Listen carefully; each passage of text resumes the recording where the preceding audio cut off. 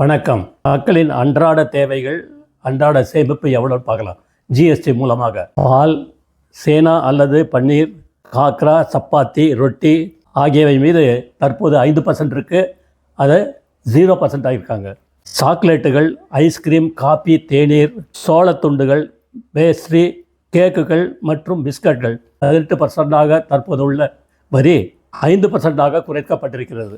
வெண்ணெய், நெய், பால் பொருட்கள், சீஸ், பாதாம், பிஸ்தா, நிலக்கடலை, முந்திரி உள்ளிட்ட கொட்டைகள் மற்றும் உலர்ந்த பழங்கள், சர்க்கரை, வேக வைத்த மிட்டாய், பாஸ்தா, மெக்ரோனி, உடனடி நூல்ஸு மற்றும் வெளியேற்றப்பட்ட சிற்றுண்டி, நாம்கின், பூஜியா அண்ட் கலவை முன்பே பேக்கேஜ் செய்யப்பட்டது, ஜாம்கள், பழ ஜெல்லிகள், சாஸ்கள் மற்றும் ட்ரெஸ்ஸிங் சாலட், பழம், காய்கறி சாறுகள், இளநீர் முன்பே பேக்கேஜ் செய்யப்பட்டது, பால் பானங்கள் ஆகியவற்றுக்கு 12%லேருந்து 5% வரி குறைப்பு, இரும்பு, எஃகு மற்றும் தாமிரத்தாலான மேஜை பொருட்கள் மற்றும் சமையலறை பொருட்கள், தையல் இயந்திரம் மற்றும் அதன் பாகங்கள், கைப்பைகள் மற்றும் ஷாப்பிங் பைகள், உணவு பாட்டில்கள் மற்றும் அதன் நிப்பிள், குழந்தைகளுக்கான நாப்கின்கள் மற்றும் மருத்துவ டயப்பர்கள் ஆகியவை 12%லேருந்து 5% குறைக்கப்பட்டுள்ளது.